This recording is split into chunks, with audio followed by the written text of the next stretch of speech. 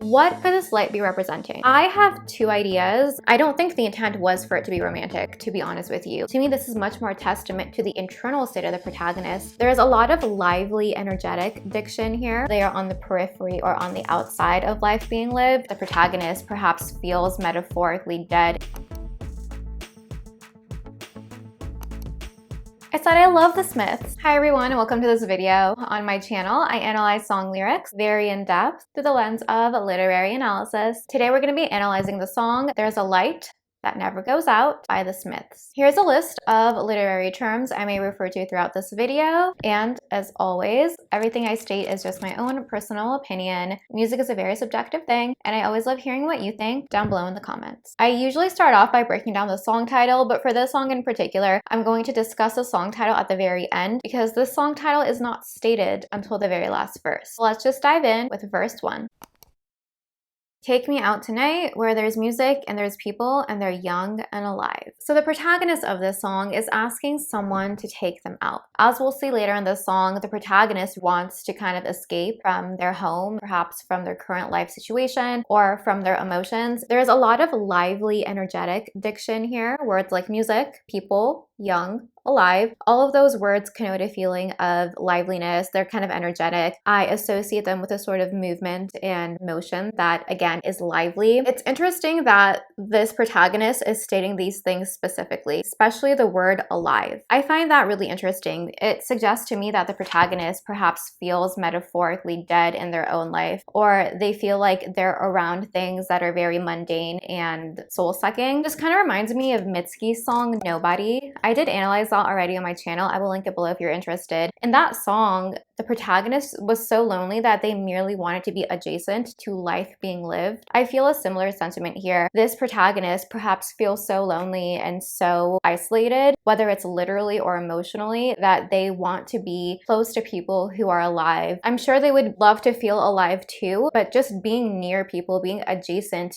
to the lively energy of others is something that they crave. That's how far they are from feeling that themselves. Driving in your car, the word driving also obviously showcases movement. So there's a lot of like motion and movement within this song. We don't know like the exact life circumstances of this protagonist. They have to get someone else to drive them somewhere. So perhaps they don't have access to driving or they're in a tough life circumstance right now. While they are in the car, they're feeling a sort of excitement. That's what I'm getting from these lyrics. Because while they're in the process of driving, before even getting to the location, before even getting to where there's music and dancing, they realize that they don't want to go home. Being in this car in transit to a destination, not even at the destination yet, just in transit to the destination, is making this person not want to go home. And they could have a very tough situation at home. That could be why, or it could be for more subtle emotional or mental health reasons as well. We're never given the exact reason, but we can assume, right? And again, everything I'm saying is just my own opinion. I'm not telling you that I'm right or that you should think about this song like I am. I am just starting a conversation and letting you know what I think. I always welcome and really enjoy reading your own perspective down below. The repetition of the word never is very important in my opinion. I always say that repetition signifies significance. I do believe that repetition can be very significant in songs. Oftentimes a repeated word or lyric, especially when it's not the song title, can give us a clue about the intent of the songwriter, what they want us to concentrate on. And here, the word never is repeated. This really intensifies the feeling behind the word never. There is something at home that this person doesn't want to go back to, or there's something that they're missing out in their life that they're starting to feel they're getting close to when they're in the car, and they want that instead of whatever is at home. The word anymore is important because it's letting us know that a change has occurred. Something has happened where this protagonist either literally doesn't have a home or they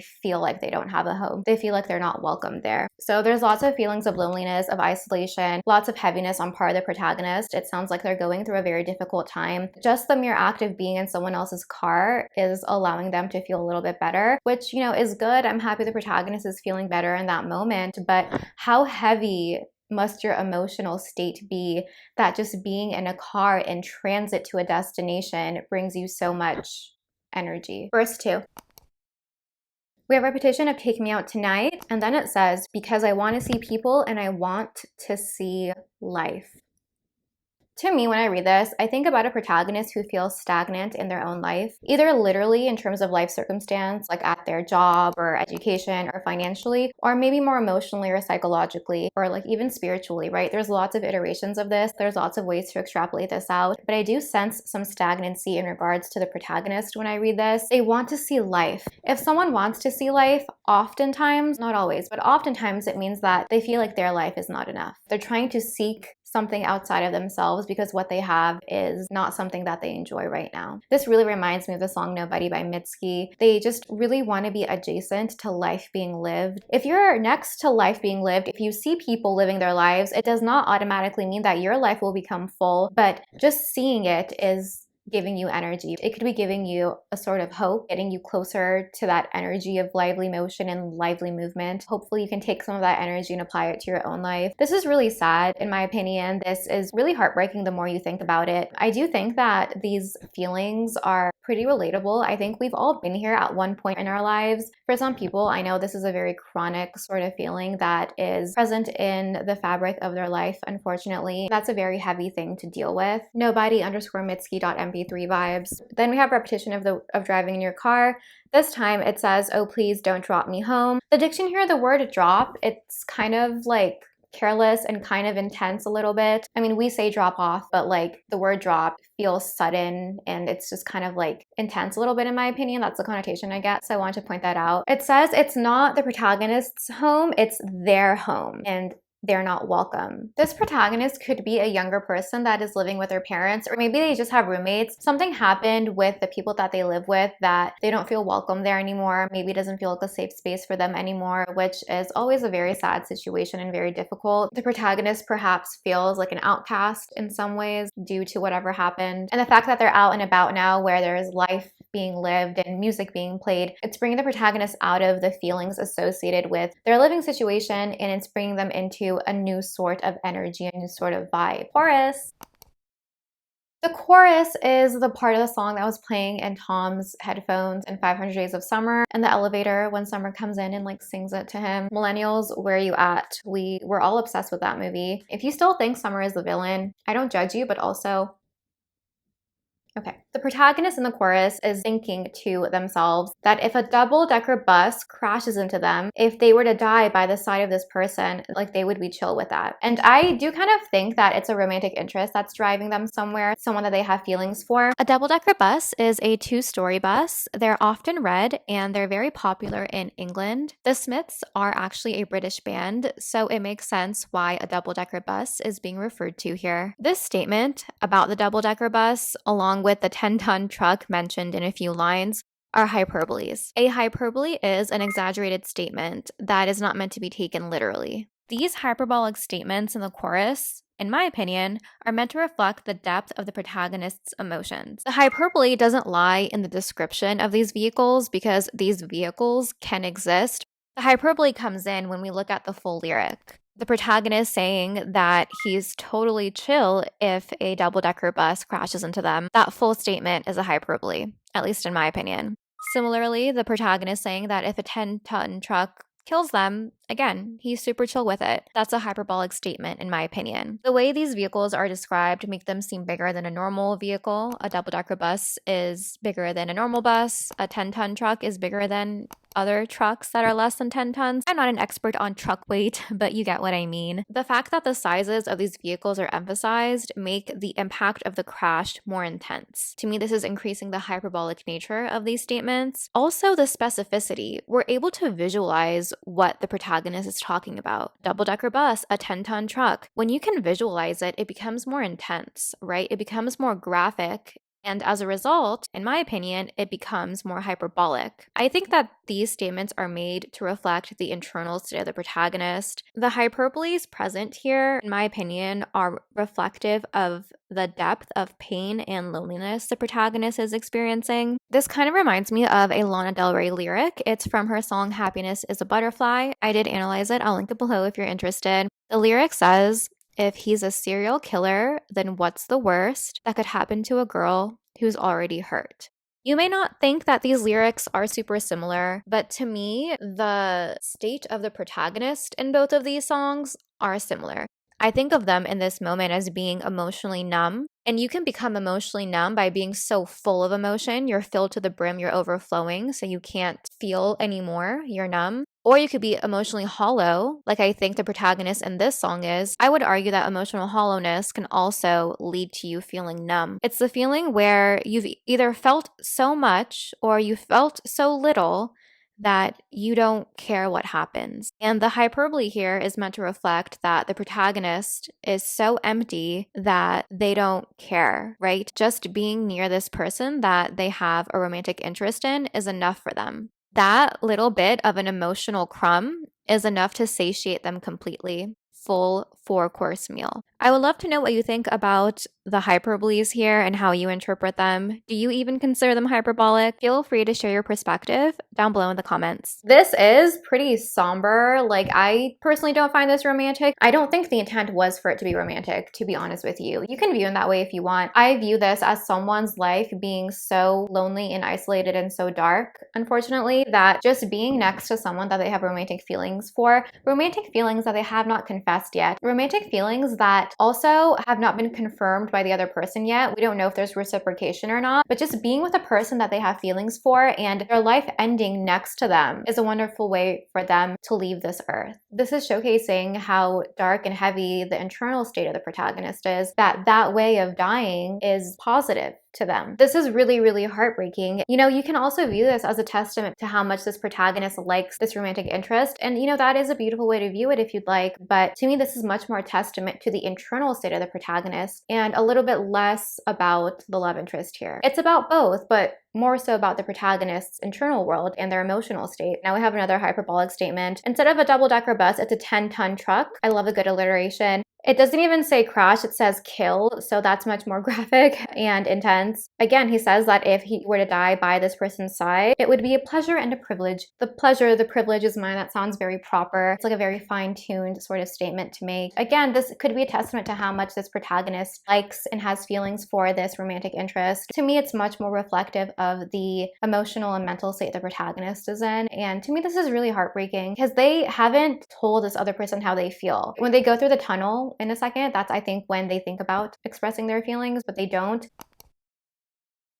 That's kind of funny the way that it's phrased. British humor is very tongue-in-cheek, and I myself am someone who, in my personal life, am pretty sarcastic and mildly sassy in a respectful way. So I can see this kind of being said from a protagonist who is emotionally not feeling okay. It's coming from a very dark internal state, but there is like a little bit of like maybe subtle British humor in this, in my opinion. I could be wrong, but the way it's stated, the pleasure and the privilege, it's being a little bit funny and sarcastic, but like the undertones, the actual foundation of the statement, there's no joking vibes about it. It's like you're cracking a joke at your own expense, but like the root of the joke is true. Because oftentimes the root of a joke is true, right? Usually. The world that this protagonist lives in is very small. When your world is small, going for a ride outside makes you feel alive. I think a lot of us experienced this during 2020. When you're quarantined, your world becomes smaller, and just going for a walk around your neighborhood, it was like you went on a vacation. Everything is relative to people's life experiences.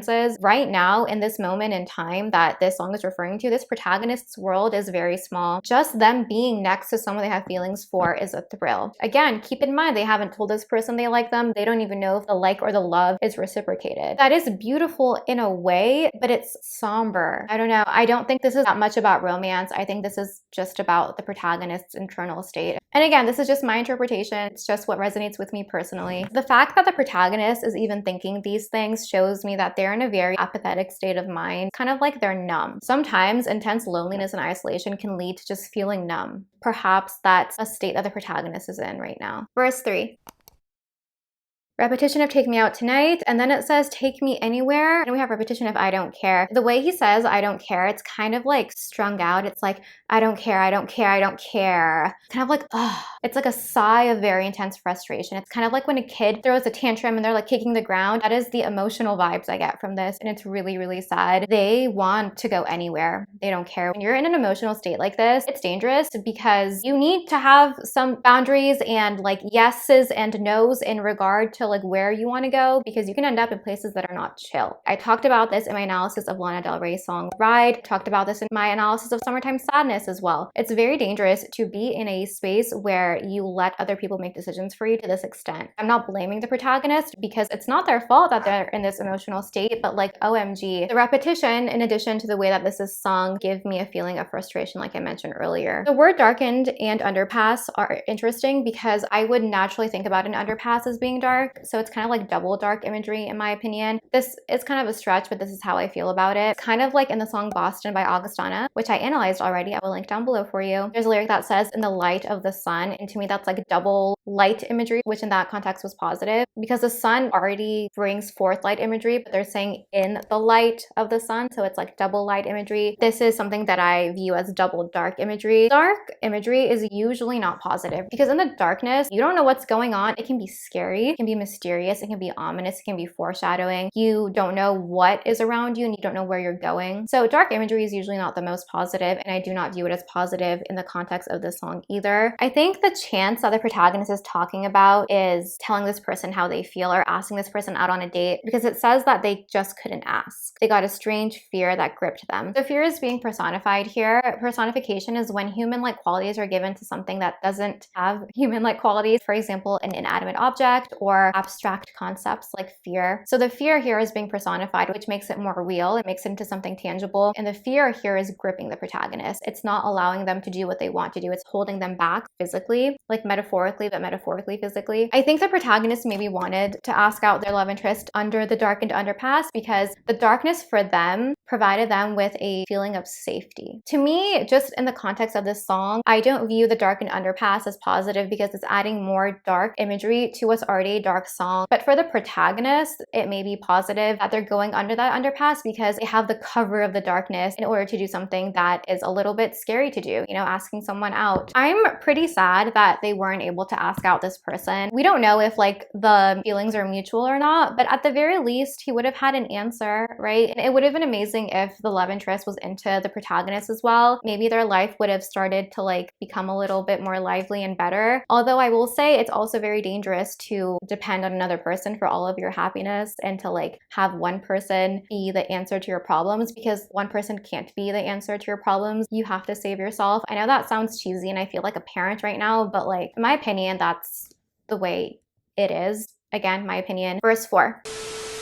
I interrupt this video with a very special message from myself. This is sponsored by me. I want to let you guys know that I'm offering services on the website Fiverr. I'm offering a few different things. I can help you refine your own analysis skills to develop your own unique perspective about poetry, about song lyrics, about any written work. I've also been getting a lot of messages from you guys letting me know that you use my videos to help you learn English. So if you need an English conversation partner, I'm your girl. We can converse through the internet. I can help you with pronunciation, sentence structure, and random things about American culture that are not super intuitive. If you're a songwriter or a poet and want me to read your original piece of work and provide you with a very detail-oriented feedback, I can do that as well. All that information is going to be linked down below. If you have any questions about any of the services I'm offering, please message me directly through the website Fiverr. Back to the video that you actually clicked here for.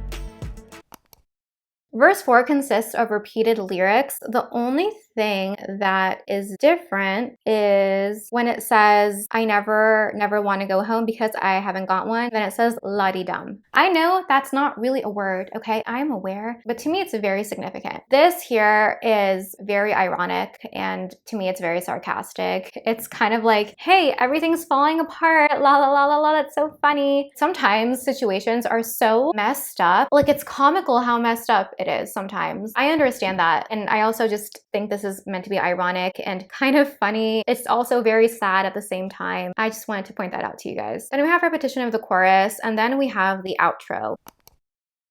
The outro is filled to the brim with repetition. It says, oh, there is a light and it never goes out. There is a light and it never goes out. And that's repeated many, many times. And that is also the song title. So let's talk about this outro and the song title.